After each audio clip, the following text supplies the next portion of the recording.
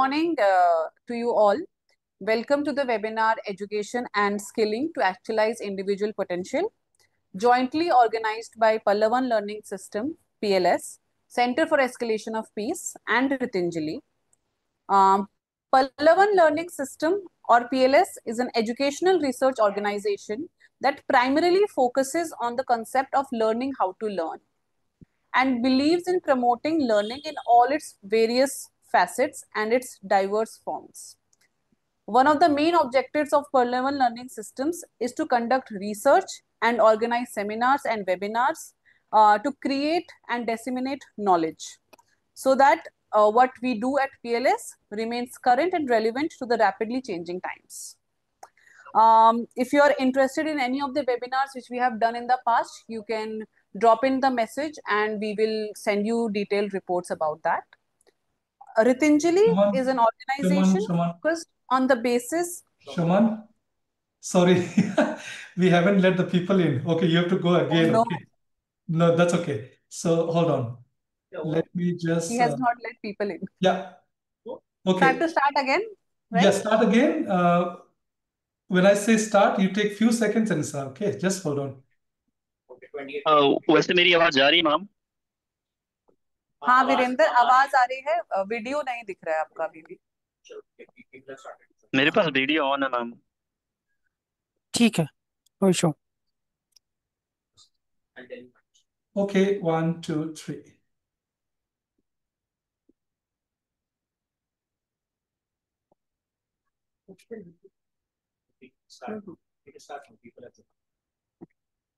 Good morning, everyone who have joined. Welcome to the webinar Education and Skilling to Actualize Individual Potential, jointly organized by Pallavan Learning System, Center of Escalation of Peace, and Ritinjali.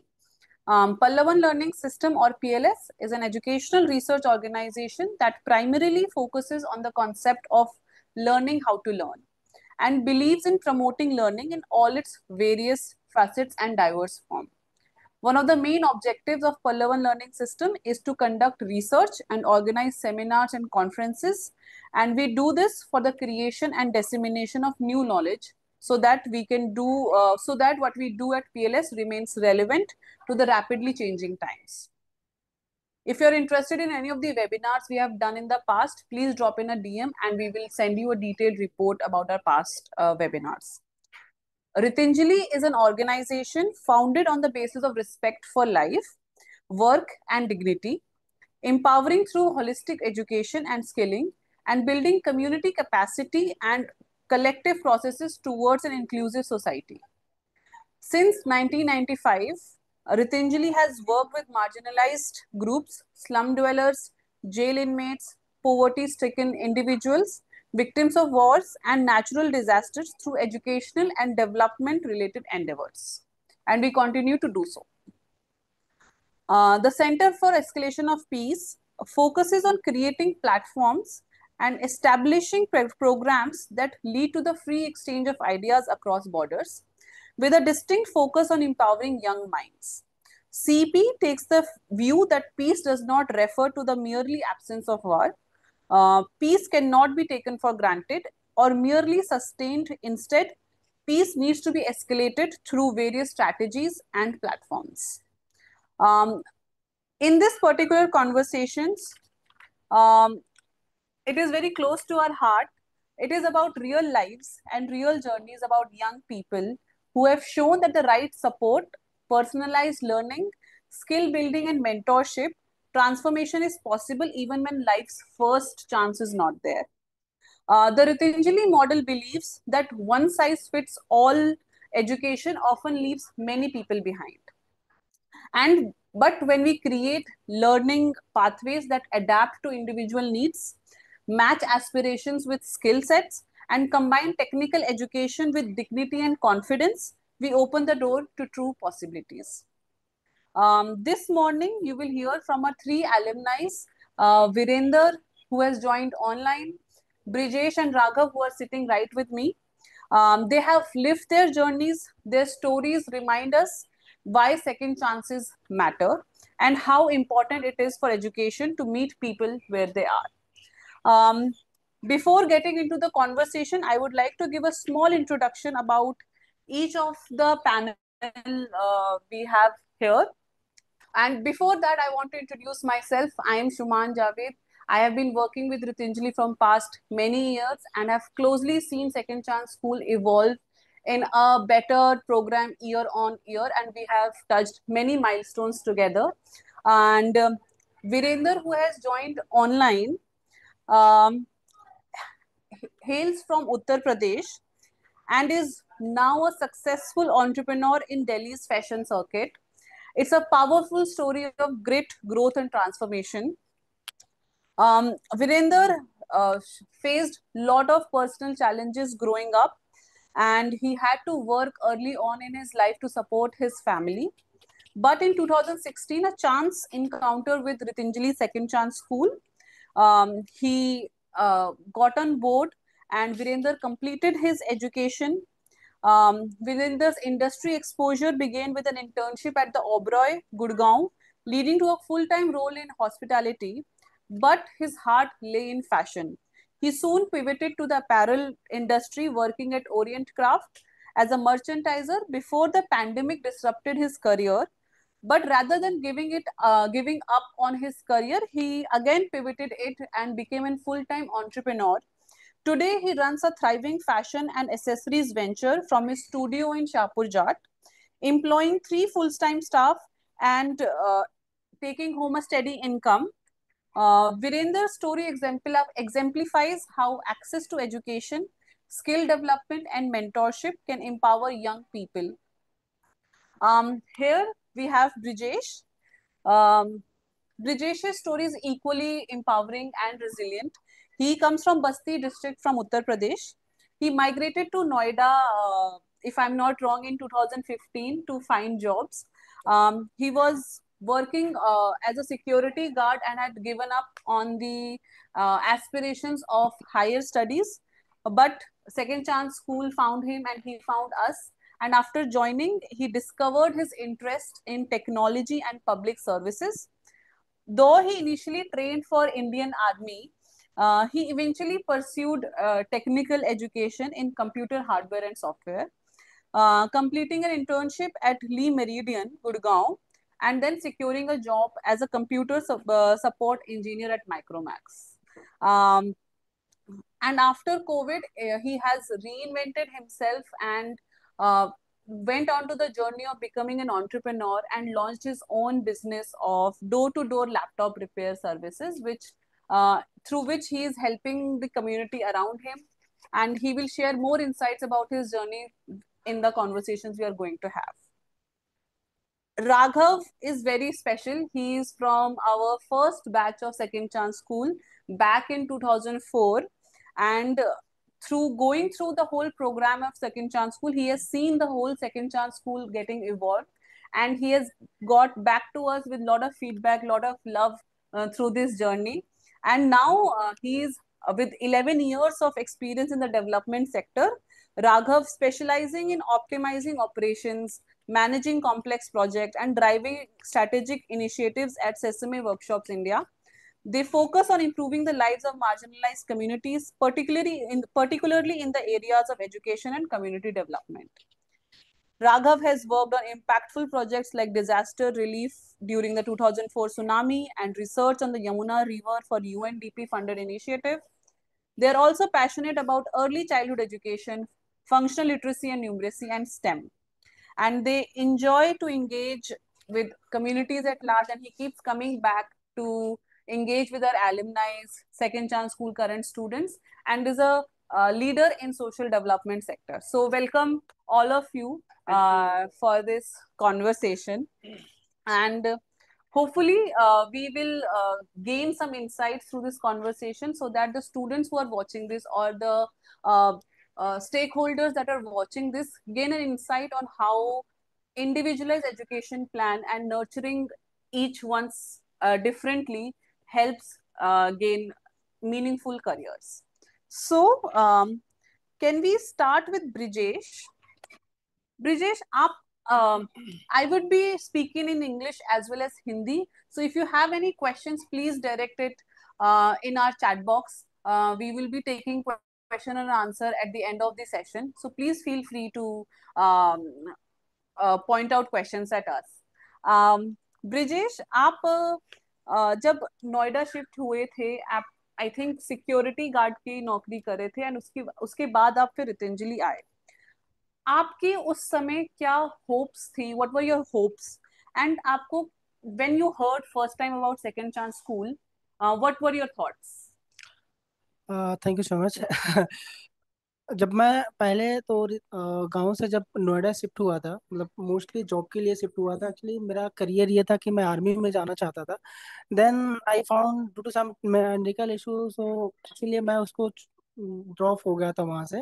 Then security guard का नोएडा में आया। Then इसके बाद जब 12 घंटे duty जब security guard का करता था, देन उसके बाद उसी में खाना बनाना, खाना, एंड लाइक 14 घंटा टोटली उसी पे। एंड एक सिक्योरिटी गार्ड अगर कोई भी जानता तो उनका छुट्टी नहीं होता, मतलब बार 30 डेज ड्यूटी तो ड्यूटी होती है। तो उसमें मतलब मैंने जब वहाँ पे आया, क्योंकि वहाँ से जब शिफ्ट हुआ था कुछ फाइनेंशियल इशू थे, इसकी वजह से मतलब नहीं हो पा रहा था। इसीलिए मैं डायरेक्टली आके नोएडा में सिक्योरिटी गार्ड का ज्वाइन किया।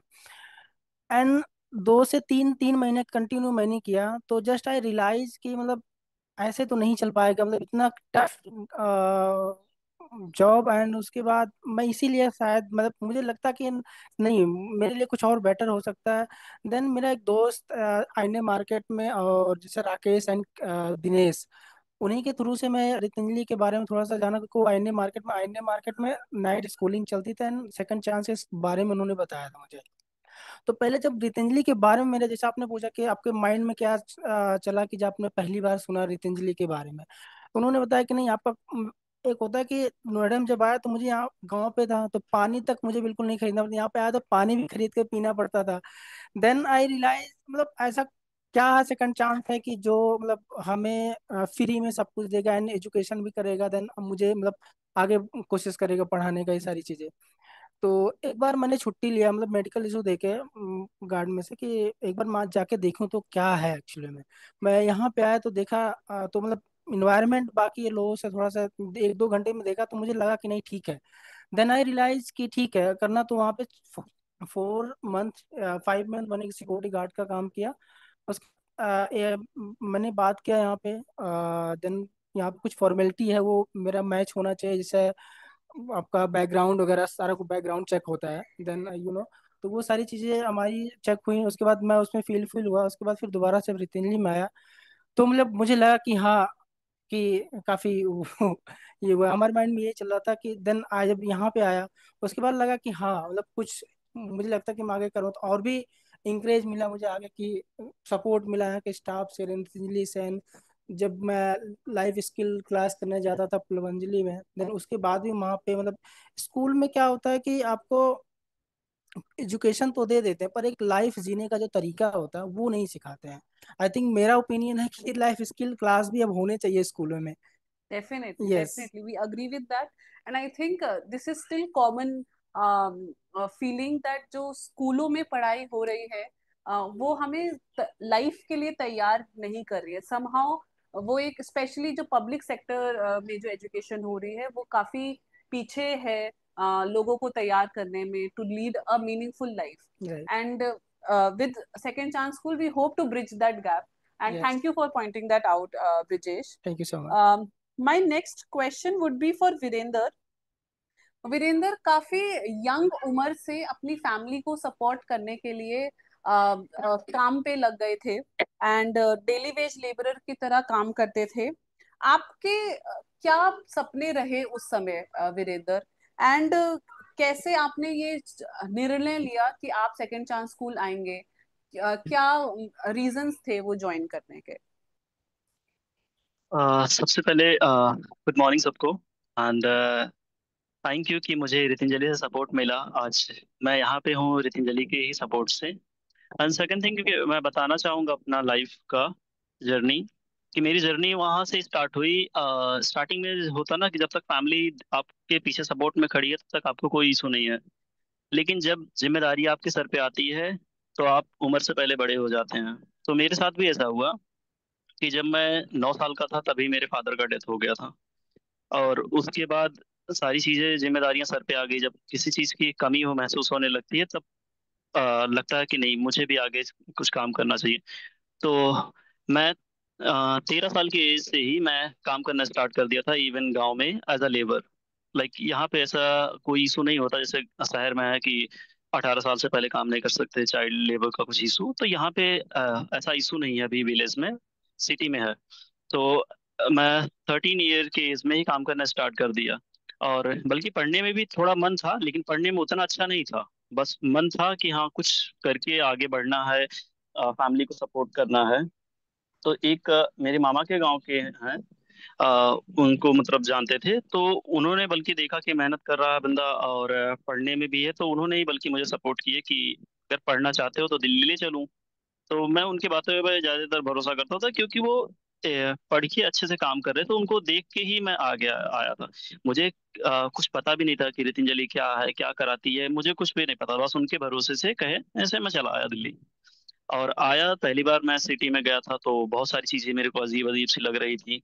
और जो कि मैंने यहाँ से 10th तक करके गया था, और जब तक मैंने 10th तक पढ़ाई किया था तो मुझे भी नहीं समझ में आ रहा था एटलीस्ट मुझे आगे करना क्या है।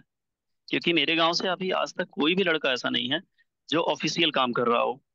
यहाँ पे कुछ है गाड़ी बनाने के काम कर रहे हैं, कोई ड्राइवरी का काम कर रहा है, कोई स्टील या मेटल की फैक्ट्री में काम कर रहे हैं, या किसी कोई कपड़े के उसमें काम कर रहा है लाइक सेल्समैन। तो इसी टाइप में तो मेरे भी माइंड में यही चीज ही घुसा था कि मुझे भी ऐसा कुछ काम मिल जाएगा, मैं भी ऐसा कुछ कर लूंगा। और ये इसी सोच से मैं यहाँ आया था। जब मैंने क्लासेस स्टार्ट किया पल्लवांजलि जाना, एंड वहाँ पे life skill, English speaking and grooming की कई सारे क्लासेस जब स्टार्ट होने लगी और उस माहौल में रहने लगा, तब मेरा भी माइंड खुला कि नहीं, जो मैं सोच रहा था वो मेरी सोच बहुत छोटी सी थी। मैं इवन यहाँ पे बहुत कुछ कर सकता हूँ। तो अपने ऊपर मेहनत करके फोकस करके फिर मैंने 6 महीने वहाँ पे पढ़ाई किया, और साथ ही साथ मैं अपने आपको बिल्डअप करने के लिए सोसाइटी में कैसे बोलना है, कैसे लोगों के साथ रहना है, मैं ट्रेनिंग 6 महीने किया होटल में, ओबरॉय में। और जो कि ओबरॉय में मैंने 6 महीने के बाद मेरा काम बहुत अच्छा उनको लगा, इवन मुझे वहाँ पे जॉब भी ऑफर की है, मैंने कुछ समय तक जॉब भी किया। लेकिन यहाँ यहाँ पे मैं 12th तक पढ़ाई दिल्ली से रितिंजली के थ्रू में करना शुरू कर दिया था। अब जब साल भर हुआ तो मुझे ये हुआ कि प्रमोशन के लिए आगे बढ़ाना है।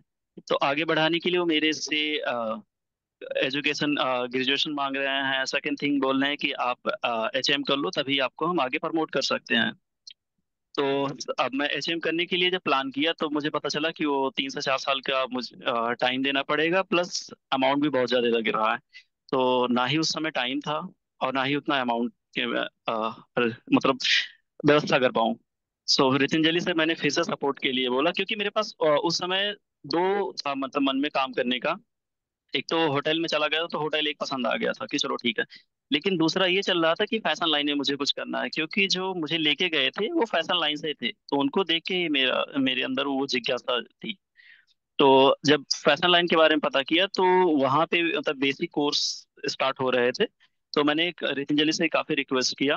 तो फाइनली मेरा 1 साल होने के बाद भी उन्होंने मेरा वहाँ पे एडमिशन करवाया, एंड मैं वहाँ पे भी जी जान लगा के पढ़ाई किया और उस चीज़ को समझा। और मेरी ट्रेनिंग ओरिएंट क्राफ्ट में लगी। और या ओरिएंट क्राफ्ट में आफ्टर 4 मंथ मेरी ट्रेनिंग चली, और ट्रेनिंग के उस बीच में इतना अच्छे से परफॉर्मेंस वहां पे दिया, इतना अच्छा काम किया कि मुझे वहां नहीं बोलना पड़ा कि आप मुझे जॉब दो, बल्कि वो खुद बोल रहे हैं अगर आप जॉब करना चाहते हो तो हमारे पास अवेलेबल है, सीट आ जाइए। तो आई मैंने थिंक वहां दिस से इज मेरी very good example of how when you when you get the job that you're meant to do, you're good at, promotions will follow you, job will follow you. And Virendra, आपकी journey is a good example of that कि अपने मन की और अपने skill set और अपने aspirations के हिसाब से हम जब चीजें करते हैं तो पूरे दिल लगा के करते हैं, एंड फिर जॉब हमेशा आसानी से मिल जाती है, उसमें बहुत ज्यादा ग्रोथ भी होती है। Thank you Virender for sharing that. Raghav, आप क्योंकि first batch of second chance school से है, so what were the biggest barriers for you at that time to access the opportunities you have right now? Okay, इसके ऊपर थोड़ा आप बताइए। बिल्कुल। तो आप सभी लोगों का बहुत बहुत धन्यवाद। और मैं ये कह सकता हूँ कि मेरे रितिंजली जो है वो मेरे ब्लड में है। क्योंकि आज जो भी मैं हूँ वो रितिंजली की वजह से हूँ। और जो भी कर पा रहा हूँ, जो भी बोल पा रहा हूँ, रितिंजली की वजह से हूँ, बोल रहा हूँ। मेरी ग्रैंड मदर मेरे फादर के साथ में यहाँ रहता था। और मेरे फादर 2004 में एक्सपायर हुए, जब मैं 10th क्लास में पास आउट हुआ था जस्ट, और 14 साल का था। उसके बाद में जब मेरे फादर एक्सपायर हो गए तो मुझे समझ नहीं आया, क्योंकि कि मैं कहाँ जाऊँगा, क्या करूँगा, और सब चीज़ें।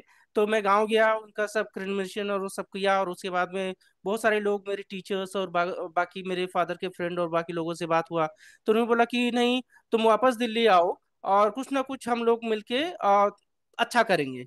मैंने कहा ठीक है। मैं वापस आया। और एक दिन मेरी टीचर का स्टडी बूथ था वहाँ पे गुलमोहर पार्क में।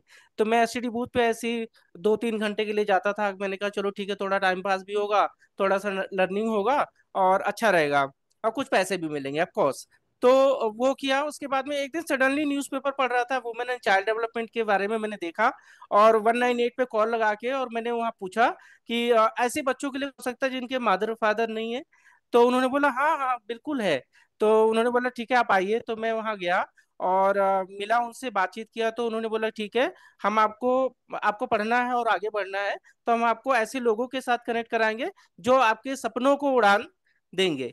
तो मैं फिर रितिंजली में मेरे को ज्वाइन कराया। और मैं जब यहाँ आया तो उस समय सुभज्योति घोषाल थे प्रोग्राम मैनेजर, और Sonali Atri the director, and then mister Kapoor, और सभी लोगों से मिलके मतलब। और गोविंद थे यहाँ पे वार्डन। Yeah. और फर्स्ट बैच था, क्योंकि 2 ही बच्चे थे हम लोग स्टार्टिंग में। तो बहुत अच्छा था, बहुत केयर, और मतलब लाइक एक घर की तरह जो रखा गया हम लोगों को। और तो बहुत जो बैरियर था वो हमारे लिए ये था कि हम मार्जिनलाइज कम्युनिटी से आते हैं, और हमें इतनी सारी चीजें अपॉर्चुनिटीज के बारे में नहीं पता है। हमारी इंग्लिश में प्रॉब्लम थी, और हमें अपॉर्चुनिटी के बारे में नहीं पता था कहाँ जाना है, क्या करना है, और क्या क्या कोर्सेज हैं, है ना, कितनी फीस लगेगी, क्या होगा, हमें कुछ नहीं पता था। लेकिन जब रितिंजली में मैं आया तो वो सारे बैरियर जो मेरे सामने थे वो रितिंजली ने एक एक करके तोड़ना शुरू किया। और उसके बाद मेरा एजुकेशन में मैंने 12th करा। उसके बाद एजुकेशन करते करते फिर मैंने जॉब शुरू करा 12th करने के बाद। और धीरे धीरे करके मैंने ग्रेजुएशन किया। और आज मैं मास्टर्स MSW भी कर चुका हूँ। और काफी अच्छा एक्सपीरियंस है। और बाकी मैं बीच में शेयर करूंगा। Thank you so much. Thank you, Raghav. I think you coming back to social sector and giving back the opportunity you had, you didn't had growing up, speaks a lot about you. So thank you for that, actually. Yes. Virender, मैं ये सवाल आपसे पूछना चाहती हूँ। दूसरा, आपने बोला 10वीं तक आपने अपने गांव में पढ़ाई करी थी, एंड उसके बाद यस फिर आप दिल्ली आए थे, राइट? आपने दिल्ली जी आके काफी वोकेशनल ट्रेनिंग करी, टेलरिंग में, फैशन टेक्नोलॉजी में, practical hands on yes internships भी करी। तो यस ये 10वीं तक की पढ़ाई कैसे डिफरेंट है यहाँ आके रितिंजली में पढ़ाई होने के? जैसे मैं बताऊं, अभी भी ऐसा है विलेज में। अभी धीरे धीरे लोग जागरूक हो रहे हैं। लाइक यहाँ पे जब हम पढ़ते हैं तो ऐसा नहीं है कि स्टार्टिंग से आपको बताया जाता है कि आप आगे जाके ये करोगे, ऐसा मतलब कोई पाथ डिसाइड नहीं करते। यहाँ पे एक सिंपल है कि आप फर्स्ट से लेकर 10th 12th तक पढ़ो, देन डिसाइड होएगा कि हाँ अच्छा आगे करना क्या है। लेकिन वहां पे आपसे पहले ही यही चीज पूछा जा रहा है कि आप करना चाह रहे हो क्या चीज, ताकि उस सेक्टर में डाला जाए, वो ट्रेनिंग आपको दिया जाए, वैसे लोगों से साथ मिलवाया जाए। बट यहाँ भी यही चीजें डिफरेंस है, जो मैंने यहाँ पे डिसीजन नहीं ले पाया था, जो कि रितिंजली जहाँ पे मैंने डिसीजन लिया कि मेरे लिए ये चीज बेहतर हो सकती है। Yeah, yeah. I think having an hands-on learning experience makes you make better decisions about your careers. हम कितना भी किताबों में पढ़ ले, कितना भी देख ले कि कौन से सेक्टर्स है, कौन सी जॉब्स हैं, काफी मेन स्ट्रीम चीजें समझ आती है उसमें। लेकिन एक्चुअली रियलिटी में हमारे पास क्या अपॉर्चुनिटीज, जब तक हम वो खुद करके नहीं देख लेते, हमें नहीं पता चलती है। So yes I think that is something I will take away from Virendra's answer.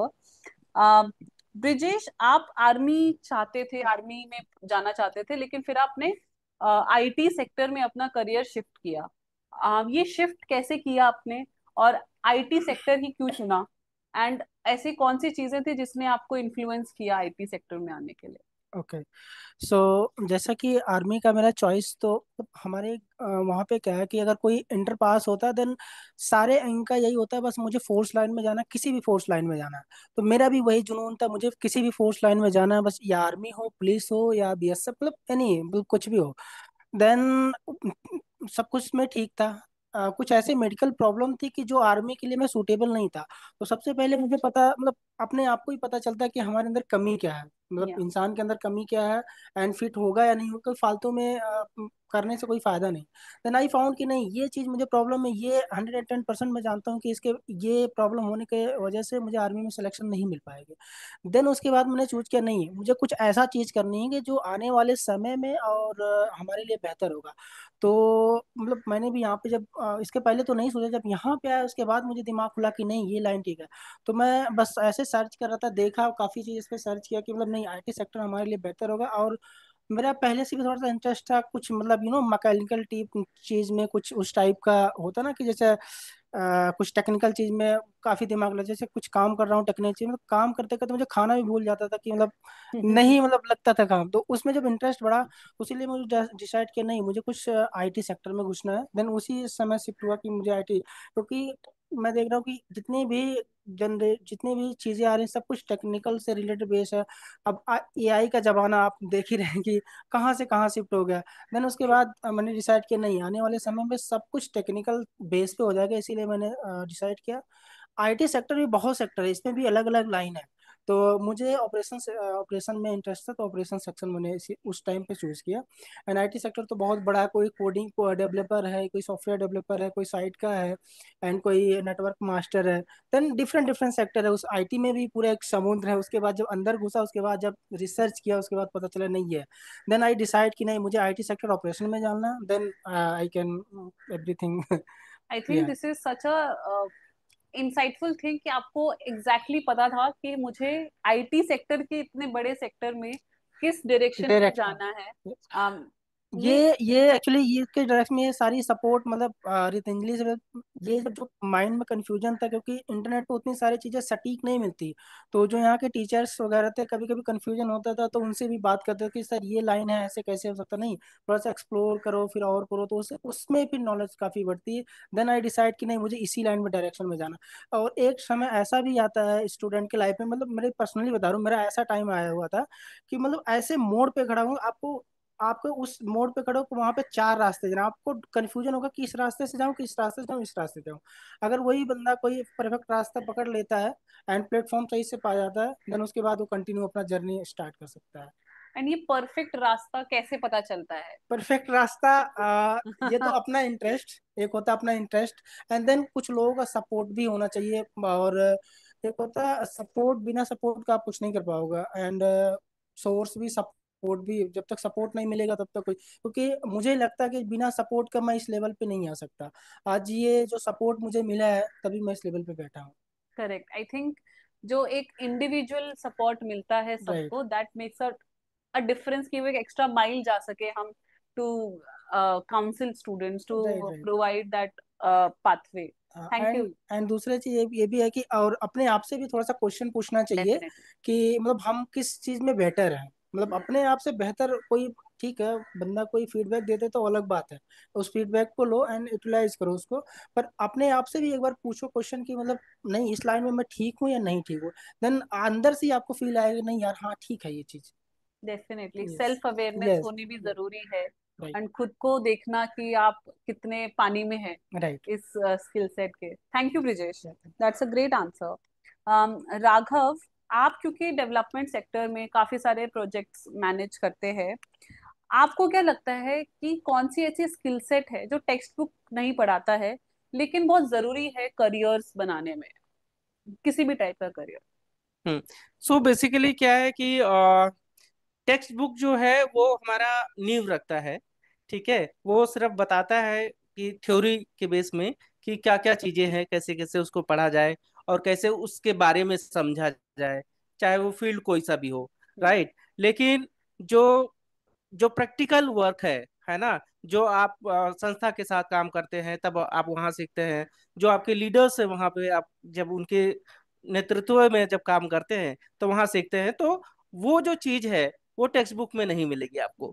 और यही वजह है कि आज जो भी हम लोग कर रहे हैं, है ना, वो संस्था ने जो हमें दिया है, और वही चीज हम बैक टू सोसाइटी हम देना चाहते हैं और दे रहे हैं इनफैक्ट।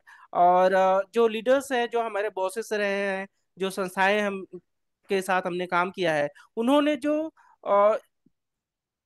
क्या चल रहा है और क्या नया हो रहा है और क्या नया आने वाला है, उसके प्रति वो हमें जागरूक करते हैं। और वो हमें वो सिखाते हैं कि तुम्हारा जो सिर्फ यहीं तक नहीं है, तुम्हें आगे बढ़ना है। और ठीक है, तो आपको ये भी सीखना है, आपको ये भी सीखना है। ये सारी जो प्रैक्टिकल जो जो सीख है, ठीक है, वो अपने लीडर से और संस्था के गाइडेंस से ही मिलती है, और वो टेक्स्ट बुक में नहीं है। I बिल्कुल। think mentorship, mentorship is very mentorship is what you important. were trying to say. कि yes, mentorship is such a departing thing from textbook. Correct. कि इंडिविजुअलाइज्ड चीजें समझ आती है, सेक्टर के एक्सपर्ट्स के साथ सीखने को हाँ मौका मिलता हाँ है, हाँ, which is so great. Mentorship is very crucial part of second chance school, as correct. you know. And we encourage students कि आप पूछिए, सवाल पूछिए, बिल्कुल, seek out mentorship in every sector that you are going to be part of. So correct. yeah, thank you for pointing that out, Raghav. मेरे जो next सवाल होंगे वो कुछ इस प्रकार होंगे कि आप में से काफी लोग, आप स्पेशली तीनों, कहीं और रहते थे और दिल्ली शिफ्ट हुए नौकरी की तलाश में या बेटर अपॉर्चुनिटीज की तलाश में। तो ब्रिजेश, जब आप अपने गांव से नोएडा एंड देन अभी गुड़गांव शिफ्ट हुए हैं, क्या ये माइग्रेशन आपकी चॉइस थी या ये एक जरूरत थी उस टाइप समय की? एंड क्या रियलिटी थी उस टाइम की, माइग्रेशन के टाइम की, अपना अपना गांव, अपना शहर छोड़ के दिल्ली आना? जैसा कि पहले भी मैंने बताया कि किसी का मतलब अपना शहर एक जो होता है जहाँ पे जन्म लोग लेते हैं, छोड़ने का तो मन किसी का नहीं करता, पर एक मजबूरी होती है। अगर नहीं छोड़ोगे तो मतलब आगे नहीं बढ़ पाओगे। देन पहले तो ये छोड़ना ही था, क्योंकि आगे किसी मतलब एम्प्लॉय या जॉब करने के लिए या कुछ भी अपना पर्सनल कुछ करने के लिए, तो सबसे पहले तो माइग्रेट आए नॉलेज के लिए। तो माइग्रेट इसीलिए कि वहाँ से पहले नोएडा है। नोएडा में जब आया आया तो मुझे एक सिक्योरिटी गार्ड, जैसा कि मैंने बताया। देन उसके बाद फिर मुझे लगा कि नहीं, फिर देन दिल्ली मूव हुआ रितेंद्र के संस्था के साथ में। ठीक है। देन यहाँ से जो सारी कुछ सीख मिली, देन यहाँ का ट्रांजेक्शन जो आउट हुआ, देन इन मतलब इंडिपेंडेंस। उसके बाद मैंने फिर खुद का अपना मतलब किराए पे लिया, अपना नहीं है तो किराए पे लिया, वहाँ पे जाके सब कुछ अपना खाना पीना बनाना एवरीथिंग। तो एक हमें भी लाइफ में कुछ सीख देती है ये सारी चीजें, मतलब मूव करना, ये करना, देन गुड़गांव जाना, वहाँ पे एक अलग वो करना सारी चीजें। तो ये हमारे लिए मतलब काफी सीख हो, एक मतलब मजबूरी भी होता है, देन इसके साथ मुझे सीख भी मिलती है। या या या आई थिंक शुरू हम मजबूरी से करते यस, हैं, बट मजबूरी से। फिर हम सीख जाते हैं उन रियलिटीज को फेस करना, अपने लोगों को छोड़ना। सेम आपने बोला जैसे पानी आपने कभी नहीं खरीदा अपने राइट गांव में, राइट बट राइट दिल्ली आके वो खरीदना पड़ा। राइट राइट तो इस टाइप की रियलिटीज है हमारे राइट राइट यंगस्टर। अभी भी काफी लोग, यंग लोग मूव करते हैं अपने गांव शहरों से दिल्ली। तो आई थिंक उनके लिए ये एक रिमाइंडर है कि राइट। स्टार्टिंग में मुश्किल होगा, मुश्किल, काफी बट मुश्किल काफी होता मुश्किल होगा, बट धीरे धीरे आई थिंक काफी है। लर्निंग है इस जर्नी में। अम, वीरेंद्र, आप हॉस्पिटैलिटी सेक्टर में काम किया, फिर अपैरल मैन्युफैक्चरिंग में आपने काम किया, एंड देन फिर कोविड की वजह से यस। काफी आपकी जॉब जॉब चली गई थी। तो आपको किस चीज ने यस। कॉन्फिडेंस दिया कि आप अपना खुद का बिजनेस शुरू कर पाओगे आफ्टर ओके कोविड? मैम, कोई भी होता है, जब काम शुरू करता है तो काम के कुछ समय के बाद सबको लगता है कि यार कुछ करते करते अपना करना जरूरी है। सब लोग यही बोलते हैं मोस्टली। आज के समय में 80 to 90% बोलते हैं अपना करना, लेकिन क्या करना है यही नहीं पता। कहाँ जाना है, कैसे क्या करना है। एटलीस्ट मेरे भी वही था कि मुझे कुछ करना है, अच्छा देखेंगे आगे। बट जब आफ्टर कोविड, जब मैं ओरिएंट में था, तो 2020 में जब कोविड आया, तो वहां से काफी लोगों की जॉब चली गई, मेरी भी गई। तो उस समय के बाद ये था कि दिमाग खुल गया कि कहीं ना कहीं अब करना है, कहीं ना कहीं और जो भी काम मिल जाए। फिर मैंने वहां से स्टार्ट किया, दूसरे कंपनी में गया, साइमिक एक्सपोर्ट हाउस, वो लेदर की कंपनी थी। लाइक था फैशन का ही, लाइक वहाँ वॉलेट था और बैग्स बनते थे, फैशन एक्सेसरीज था। सो मैंने कुछ समय लेदर में काम किया, एंड फिर मैंने होम फर्निशिंग में भी काम किया और एक्सेसरीज में काम किया, देन अगेन अपैरल में काम किया। तो बहुत सारी जगह पे काम करने के बाद मुझे ये पता चला कि मैं कहाँ से अपना शुरू कर सकता हूँ। कपड़े का भी मैं काम कर सकता हूँ, मैं आगे बढ़ा सकता हूँ, मैं लेदर में भी आगे बढ़ा सकता हूँ। लेकिन सबसे बड़ी बात है कि आपके पास क्या वो उतने पैसे हैं आपको आगे करने के लिए, आपके पास कांटेक्ट हैं, आप उस चीज की रिसोर्सेस हैं या नहीं। तो ये चीजें जो था कपड़ा और ये लेदर, ये सब मेरे लिए बहुत ज्यादा हैवी था करने के लिए। लेकिन जो एक्सेसरीज वाला था, ये मैं काफी समय से मैं काम कर रहा था। इवन जहाँ मैं लास्ट टाइम काम कर रहा था, वहाँ की ओनर इवन दो दो तीन तीन महीने के लिए out of state, out of country रहती थी। इवन उनकी जगह पे मुझे सारा संभालना था। तो जब आप एक सीनियर लेवल पे काम करते हैं तो आपको अच्छा बुरा सारी चीज जगह का पता चल जाता है कि कहाँ पे कौन सी लूप है, कहाँ पे क्या फायदा क्या नुकसान है। तो वहीं से ही मुझे सपोर्ट मिला। और बल्कि किसी ने, मतलब जो वेंडर थे, मेरे रहने पे वहाँ काम जब कर रहा था तो उनको काफी चीजें सपोर्ट मिल रहा था। लेकिन कुछ समय के बाद मैंने वहाँ भी छोड़ दिया था, ओनर के साथ कुछ इशू हुआ मेरा। देन उन्होंने खुद सपोर्ट किया कि हमारे पास तो बहुत सारे काम हैं, आप ही क्यों नहीं करते। आप कारीगर को जानते हो, आप मार्केट को जानते हो, क्या मुझे चाहिए, क्या मार्केट में चल रहा है। तो बल्कि मुझे उनसे सपोर्ट मिला, और इवन मेरे पास कुछ अमाउंट थे जो मैंने सेविंग कर रखे थे। मैंने मिनिमम लेवल से स्टार्ट कर दिया, और आज मेरे पास 3 लोग हैं, काम कर रहे हैं, और That's अच्छा great. खासा उनको भी पैसे दे रहा हूँ। That's great, Virender. I feel you were very confident on your skill sets to launch your own thing, and you seized that opportunity. COVID, I think, joblessness होना एक बहाना था आपके entrepreneurial जर्नी के लिए। मैं ऐसा पर्सनली फील मैम, करती हूँ। मुझे मुझे ये लगता है कि जब भी आपका कोई रास्ता बंद होता है तो उसके मुकाबले 2-3 रास्ते खुल जाते हैं। आपको पहचानना जरूरी होता है कि आप किस में जाना, किस में करना क्या है। अगर रास्ता बंद होता, दूसरा ढूंढो, 2-3 मिलेगा। Definitely, that is, we should all learn from Virender that thing. Raghav, my next question is for you कि क्योंकि आप एक काफी एक्सपीरियंस होल्डर है इस सेक्टर में, एंड आपने देखा होगा काफी लोग माइग्रेट अभी भी करते हैं। तो जो यूथ अभी भी माइग्रेट कर रहे हैं, उनके सपोर्ट के लिए क्या चीजें जरूरी है आपके एक्सपीरियंस से? बहुत अच्छा सवाल है। और इसमें क्या है कि गांव में आज भी जो एजुकेशन का जो स्तर है बहुत नीचे है। और कई जगह आप जाएंगे तो देखेंगे तो 8वीं तक का क्लास स्कूल है, लेकिन उसके आगे का स्कूल नहीं है। आपको 15 किलोमीटर 20 किलोमीटर जाना है। और स्पेशली फॉर गर्ल्स, जिनके लिए फादर्स जो पेरेंट्स है वो भेजना ही नहीं चाहते, क्योंकि स्कूल वो कैसे जाएगी, ट्रांसपोर्टेशन नहीं है ना। और सिक्योरिटी इश्यूज है, बहुत सारी चीजें हैं। और बहुत सारे लोग जो है वो ड्रॉप आउट हो जाते हैं। बहुत सारे लोग जो है वो बड़े बड़े शहरों की तरफ मूव ऑन करते हैं, जैसे दिल्ली, मुंबई, अहमदाबाद और जालंधर और इस सारी सिटीज में मूव करते हैं काम करने के लिए।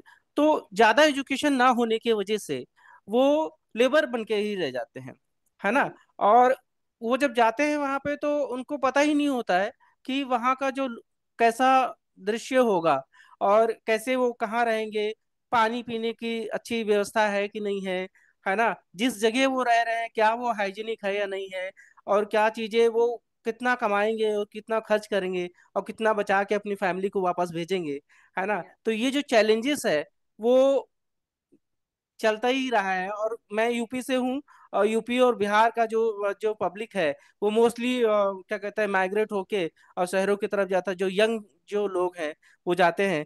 और लास्ट में मैं कहूँगा कि इन सब चीज़ों को देखते हुए जो मैंने मतलब लाइक मेरी लाइफ में मैंने फेस किया बहुत सारी चीज़ें। और मैं जब उन लोगों से बात करता हूँ तो कहीं ना कहीं मैं अपने आप को कनेक्ट कर पाता हूँ कि जो सेम जो चीज़ था, जो मुझे भी नहीं पता था कि भाई मुझे क्या करना है, कहाँ जाना है, कैसे रहना है, और क्या क्या सुविधाएं आगे है, क्या क्या एजुकेशन में क्या क्या कर सकता हूँ मैं, वो सब चीजें नहीं पता था। सेम प्रॉब्लम उनके साथ भी है कि उनको पता ही नहीं है कि वो उनको कहाँ जाना है, और क्या एजुकेशन में आजकल इतनी सारी चीजें एजुकेशन में चल रहा है, नई नई चीजें चल रही हैं। डिजिटल मार्केटिंग के बारे में उनको नहीं पता है, डिजिटल के बारे में नहीं पता।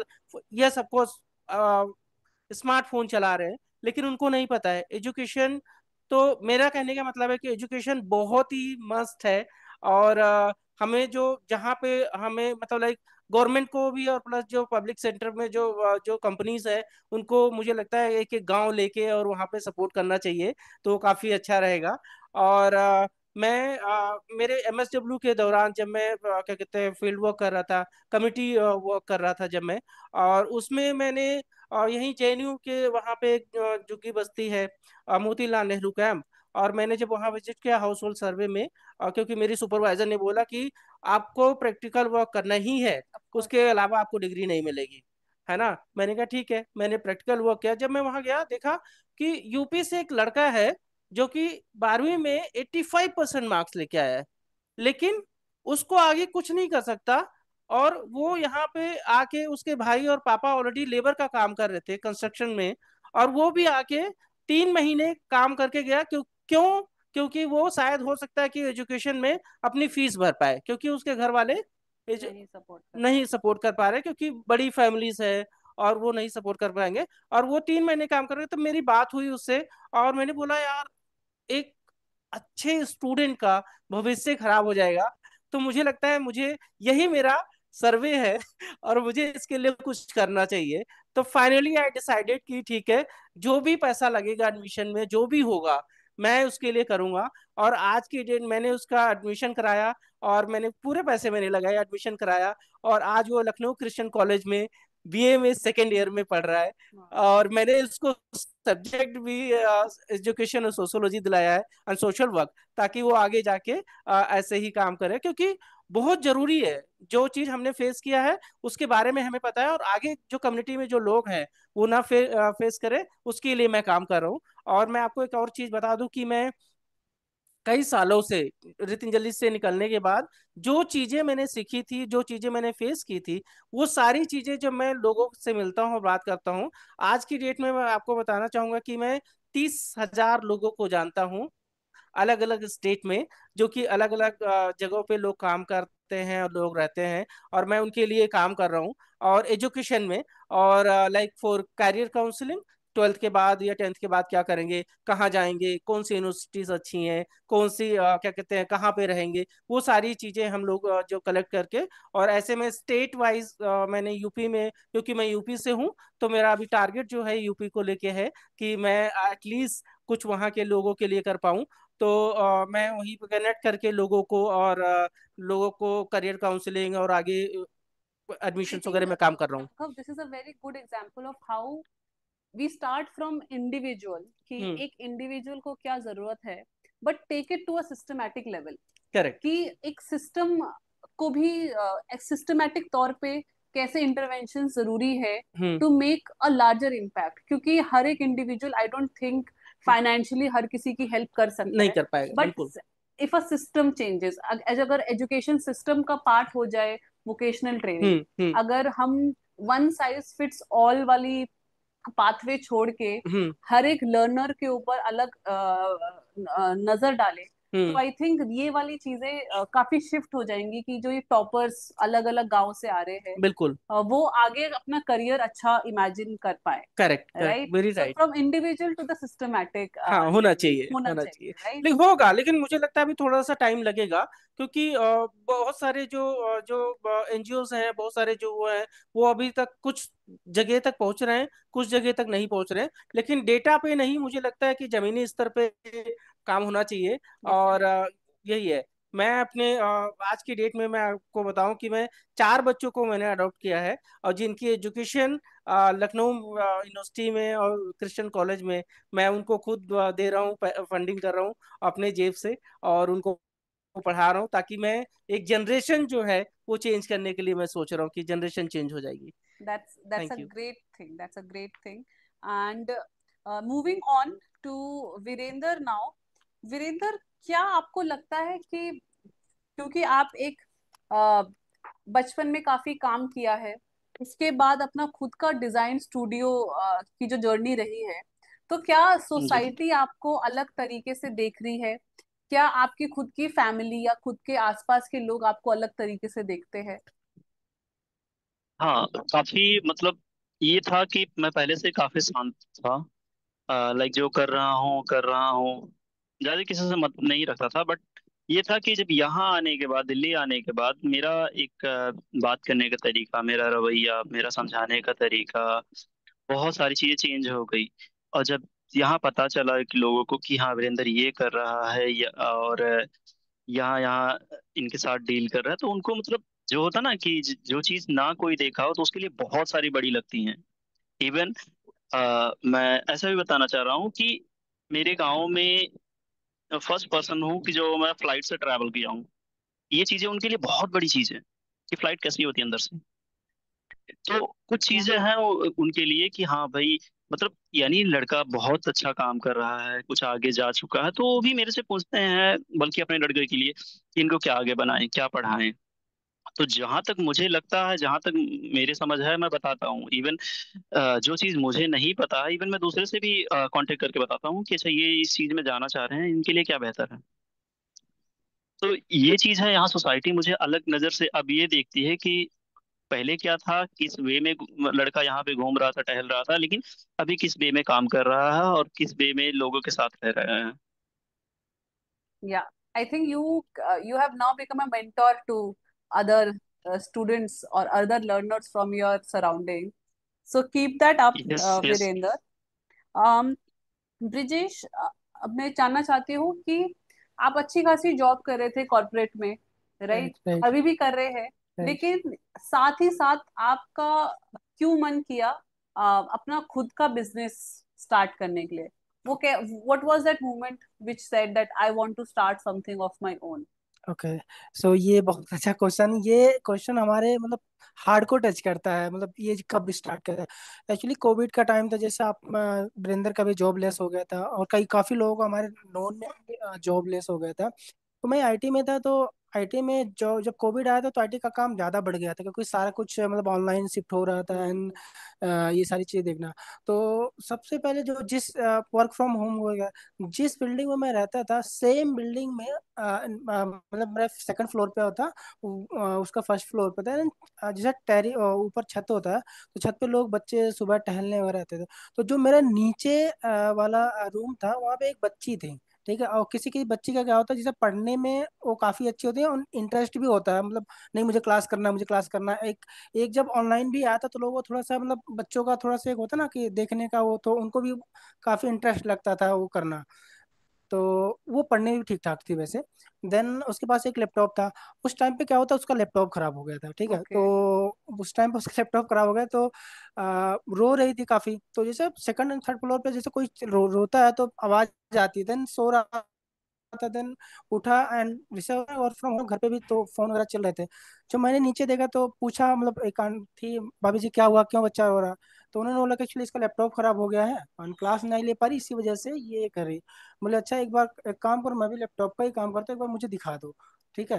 देन मैं लेके आया। उसमें रैम की प्रॉब्लम होती है, रैंडम एक्सेस मेमोरी उसको बोलते हैं। वो डिस्प्ले प्रोवाइड उसका ऑन हो रहा था, डिस्प्ले नहीं दे रहा था। देन उसको मैंने ओपन करके चेक किया, देन रैम का प्रॉब्लम था। वो उसमें ना रैम में होता कार्बन लग जाता, क्लीन कर दो देन चल जाता। ओके। मैंने उस टाइम पे मेरे पास ऐसा कुछ था नहीं, तो इरेजर था, ठीक है। इरेजर्स मैं उस लाइन में हूँ तो मुझे पता, इरेजर्स अगर उसको कंटिन्यू रब कर दो तो वो निकल जाता है। मैंने दोनों साइड से किया, देन लगाया, उसके बाद वो लैपटॉप ऑन हो गया, ठीक है।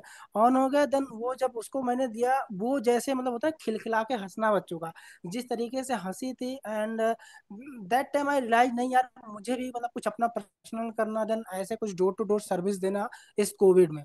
देन उसके बाद मैंने डिसाइड किया नहीं मुझे कुछ करना है। तो मेन होता है कि करना तो है, पर फंडिंग वगैरह ये कैसे स्टार्ट करूंगा।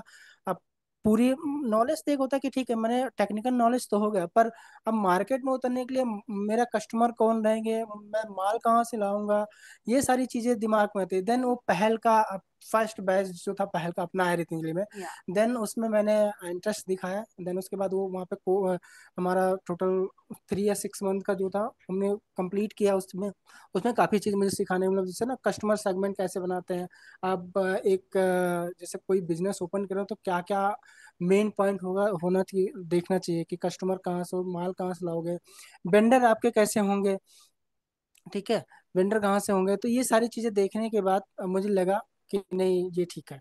देन आज के डिसाइड किया मुझे अपना खुद का करना। देन मुझे फर्स्ट बैच उसमें था कि जो मुझे फंडिंग मिली थी। देन मैंने अपना स्टार्ट किया on door to door service. Oh, that's how I didn't know about this story. It's such a nice story कि आपके खुद के पर्सनल एक्सपीरियंस से निकल कर आया है आपका business plan. And I hope you do well Yes. in your entrepreneurial journey. Now I think मेरा सवाल, लास्ट सवाल यही है कि आप लोगों के लिए अगर आप एक एक लाइन में मुझे बता सके आज आपके लिए सक्सेस के मायने क्या हैं, और आज के यंग लोगों के लिए सक्सेस के मायने क्या होने चाहिए, अगर आप उस पे एक एक लाइन अगर आप बता सके सभी, तो काफी सही रहेगा। And then we will go on to the question and answer and close the session. Raghav. तो मेरा जो कहना है ये कि पहली बात तो सीखने की जो चाह है वो बरकरार रहनी चाहिए, ठीक है। और अपने मेंटोर को सही मेंटोर को ढूंढना और उनसे सीखना बहुत जरूरी है। और यह सबको एजुकेशन कभी रुकना नहीं चाहिए, क्योंकि अगर एजुकेशन रुक गया, ठीक है, तो किताबी जो जो नींव है वो बहुत जरूरी है। और मैं तो मतलब यही कहूंगा कि पहले आप सीखिए, उसके बाद सीखने का रास्ता बनाइए, जैसे कि मैं कर रहा हूँ। और मैं चाहूंगा सभी जो लोग हैं वो ऐसे ही करें, ताकि नेक्स्ट जो जनरेशन है वो उसके लिए काफी अच्छा रास्ता होगा। Thank you, thank you. मेरे लिए तो सबसे पहले तो ये है, अपने ऊपर सबसे पहले ट्रस्ट रखो कि मतलब एक होता है कि ट्रस्ट रखना अपने ऊपर, बिलीव करो अपने ऊपर, बिलीव योर सेल्फ। एंड सबके अंदर एक ऐसी यूनिक होती है कि जो वही चीज उसको आगे ले जाती है। जैसे हमारे अंदर कुछ अलग यूनिक है एंड डिफरेंट, आपके अंदर कुछ अलग यूनिक होगा, इनके अंदर कुछ अलग यूनिक है, वही चीज उनको आगे बढ़ाती है। एंड उस यूनिक यूनिक को एंड स्ट्रॉन्ग को पहचानो, देन आगे बढ़ो। यही हमारा। Definitely, definitely. वीरेंद्र, आपको कुछ ऐड करना है? हाँ, मेरा बस एक लाइन ये है कि अभी कुछ लोग को ऐसा भी लग रहा होगा कि लाइक मैंने वहां से शुरू किया और आज मुझे यहाँ काम मिल गया, कि मैंने दो चार जगह काम किया थोड़ा मेहनत से, लेकिन इसके पीछे ही बहुत मेहनत है। अब मैं आप लोग को बस एक लाइन में बताना चाहूंगा कि जब मैं रिसेंटली आया, जब ये सारी स्ट्रगल मेरे साथ आई थी, मुझे काम भी करना है, मुझे आगे बढ़ना है, मुझे सीखना है, तो मैं एक क्लासेस नहीं जाता था। मेरा 12th भी चल रहा था, मेरे इंग्लिश स्पीकिंग की कोर्स चल रहे थे, मेरे कटिंग एंड टेलरिंग की चीज चल रही थी, मेरा एएमटी कोर्स चल रहा था, प्लस मेरा सैम्पलिंग कोऑर्डिनेटर चल रहा था। मैं एक साथ मैं 6 स्कूल में जाता था पढ़ने। ये शायद लोगों को नहीं पता होगा। तो जो मैं ये बताना चाहूंगा कि मेरा सुबह से 5 बजे निकलता था, रात के 11 बजे आता था, और ये 6 रूटीन मैंने कंटिन्यू 1 साल तक फॉलो किया था। और तब मैं ये सक्सेस जाके मुझे मिला है। तो मेरा जो है कहने का मतलब कि आप कहीं मत रुको, आप कंटिन्यू लगे रहो। आप लगे रहोगे, तभी आपको सक्सेस मिलेगा। These are very beautiful learnings. Raghav ने जैसे कहा कि लर्न करना कभी मत रोकिए, you have to continue learning. Brijesh is saying कि अपने खुद के इंडिविजुअल पोटेंशियल को समझिए, अपनी यूनिकनेस को होन करिए। एंड वीरेंद्र उसको बोल रहे हैं कि उसके लिए बहुत ज्यादा मेहनत करने की जरूरत है to become successful, to become to reach that career journey. So thank you for beautifully tying that up. मेरे पास कुछ सवाल है जो पैनल्स, जो ऑडियंस ने भेजे हैं फॉर ऑल ऑफ यू।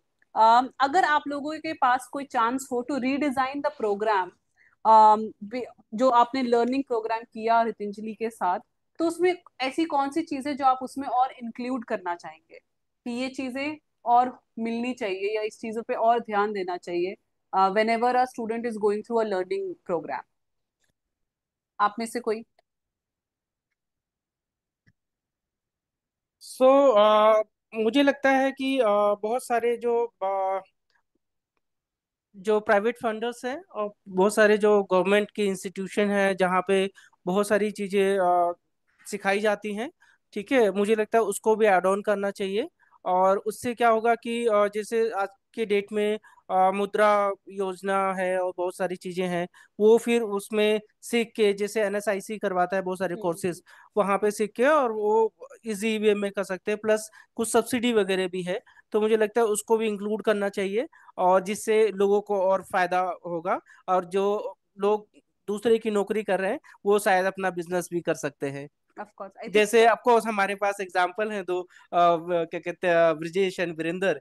इन्होंने, उनको अपॉर्चुनिटीज मिली और इन्होंने पूरा अच्छे से और फिर अपना काम कर रहे हैं।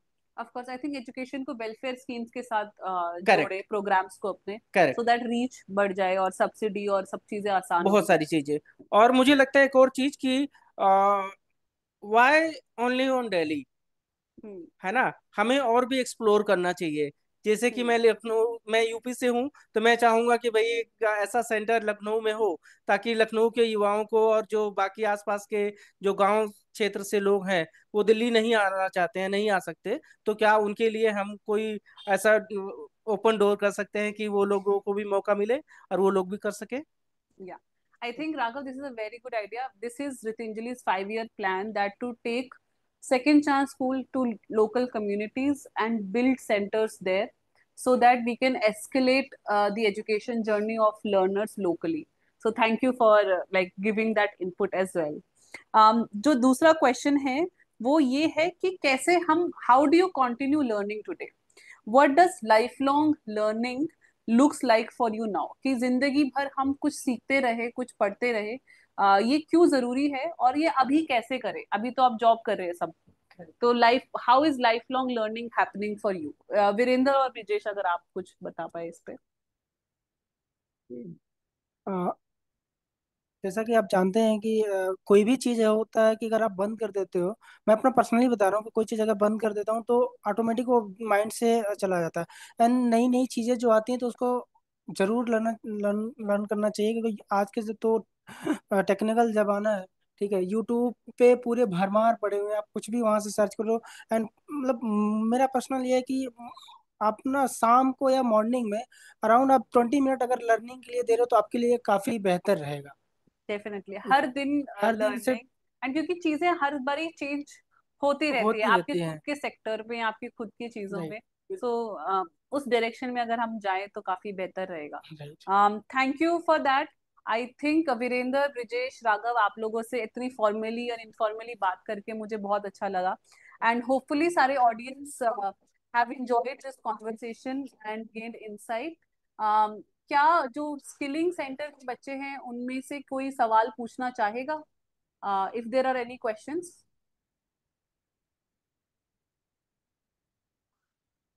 Aman, Reena ji, do you have students that have any questions? We will love to take that up.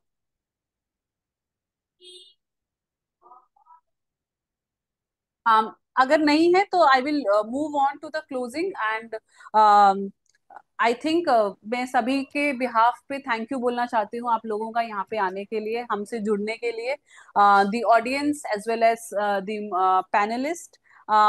Hello I think it was a very enriching conversations for me. Aman, ma'am, एक student का question है। पास आके बोल सकते हैं, हमें आवाज नहीं आ रही।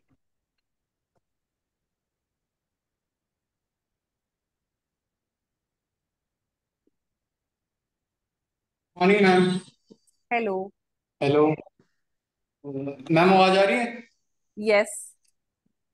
भैया, जैसे आपने बताया कि आपने जो भी जर्नी अपनी शेयर की, मेरे क्वेश्चन है, जैसे मेरे से साथ कभी कभी होता है कि ज़्यादा थियोरिटिकली वर्क हो जाता है, मतलब ज़्यादा कॉलेजेस में पढ़ा देते हैं मेरे पे, मतलब कंसंट्रेशन खराब हो जाता है जिस वजह से। तो मैं उस हिसाब से कैसे उसको मेंटेन कर सकूं, मतलब।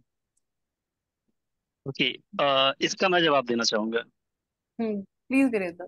अ, हाँ, कभी कभी ऐसा होता है जो हमें कॉलेज में पढ़ाया जा रहा है, लाइक हम कोई कोर्स कर रहे हैं, कोई टेक्निकल कोर्स कर रहे हैं, जो चीज़ वहाँ पढ़ाया जा रहा है, हो सकता है उनके पढ़ाने का तरीका कुछ अलग हो, उनका समझाने का तरीका कुछ और हो, हमारे अंदर कुछ और अब्जॉर्ब हो रहा।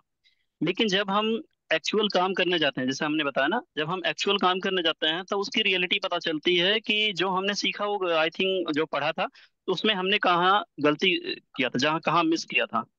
तो ये कभी मत सोचो कि मतलब ओवर थिंकिंग या ऐसा कि हमको नहीं आ रहा है या हमें नहीं समझ में आया या जो चीज उन्होंने बताया। तो आप मतलब उस चीज को जब दोनों जगह से देखोगे तभी आपको समझ में आएगा। आप जब उस पे काम करोगे और जो पढ़ाई कर रखे हो उसको दोनों मर्ज करोगे तब उसकी फाइनल आंसर आपको मिलेगा। भैया तो कभी कभी जब समझ में नहीं आता तो फिर लगता है कि छोड़ देना चाहिए, मतलब क्विट कर देना चाहिए। बट फिर सोचते हैं कि बीच में आ गए हैं तो यहाँ से देखो पीछे हो गए तो जिंदगी। छोड़ना हल नहीं है कभी भी। अगर फिर आगे अगर कोई काम कर रहे हो, कोई बिजनेस में कोई बड़ा प्रॉब्लम आ गया तो आप छोड़ के पीछे देखो। मैं ये नहीं बोलूंगा कि कभी ऐसा नहीं है कि आप कदम बढ़ाओ हमेशा सक्सेस मिल जाता है, मैं ये भी इसके भी वो हूँ। आप कहीं कहीं फेल भी होते हो लेकिन उसको कभी भी एज अ फेल मत देखो। फेल क्यों हुए उसका रीजन पकड़ो। क्या पता आप एक कदम पे फेल हुए, अगले कदम पे जब दोबारा कदम बढ़ाओगे तो पता चलेगा ना कि यहाँ पे हमने ये गलती किया था। चाहे उसी सेक्टर में चाहे और किसी सेक्टर में फेल किए हुए, सबसे पहले वो रीजन आप निकालो कि मैं हमने ऐड गलती करना किया क्यों। चाहूंगा वीरेंद्र। यस। हेलो। हाँ। सो बेसिकली मुझे यस। लगता है कि जब हम काम करेंगे तो गलतियां होंगी और गलतियों से हमें सीखना होगा, राइट। और जब तक हम यस। गलतियां नहीं करेंगे तो हम सीखेंगे नहीं, और क्योंकि अपडेट अपने आप को करना है, ठीक है, तो नए नए चीजों पे आपको एक्सपेरिमेंट करना पड़ेगा और सीखना पड़ेगा। और जो पढ़ाई है, जैसे पढ़ाई के बारे में आपने बताया कंसंट्रेशन नहीं होता है और कैसे वो पढ़ा रहे हैं और कैसे समझ में नहीं आता है, तो उसके लिए कि आपको भी उतना ही इनपुट लेना पड़ेगा, क्योंकि जितना टीचर्स ले रहे हैं, जितनी किताब आपको दे रही है, उसके अलावा आजकल तो स्मार्ट जमाना है ना। स्मार्टफोन्स है, आपका यूट्यूब है, बहुत सारे गूगल्स है, अभी एआई भी आ गया है, तो बहुत सारे आंसर्स आपको वहां से मिलेंगे जो करेक्ट आंसर्स होंगे। हो सकता है कि आपको थोड़ा टाइम लगेगा, क्योंकि कुछ लोगों को जल्दी समझ में आ जाता है, कुछ लोगों को देर से समझ में आता है। जैसे मुझे मुझे 2-3 बार जब तक कोई चीज ना बताया जाए तो मुझे समझ नहीं आता है, तो होता है ऐसा। और लेकिन उसको छोड़ना हल नहीं है, उस पे काम करना, करते रहना, तभी आपको वो सक्सेस मिलेगा। ठीक है, एक ना एक दिन मिलेगा जरूर। ऐसा नहीं है कि कोई भी चीज आपसे ना हो Impossible. पाए, है ना। इम्पॉसिबल कुछ भी नहीं है इस दुनिया में, सब कुछ पॉसिबल है। Yeah. Thank you. I think Ratnesh, लगे रहो. That is our thing. कि one day it will come to you, and don't leave things, and keep making the efforts and reach out to different people, reach out to different mentors so that you're able to gain insight. Yeah. तो इसी उस पे note पे I would like to close the webinar and formally thank everyone for joining us, and I would like to thank all our team members at PLS, CEP and Ritinjali who helped in organizing the webinar and ensuring that the whole process is seamless, and also the thank to our moderators, thank you. moderators and panelists, इतने you. Personalised insight देने के लिए, इतना vulnerable होने के लिए हमारे साथ। बहुत ही अच्छा लगा मुझे आप लोगों से जुड़ के, and I hope we do all these kind of webinars in future to connect with the young learners as well as the stakeholders that are connected to us. Thank you everyone. Yeah. Thank you all of Thank you, everyone. Thank you to Ritinjali and the partners who give us wonderful support and keep supporting us. Thank you. Thank you.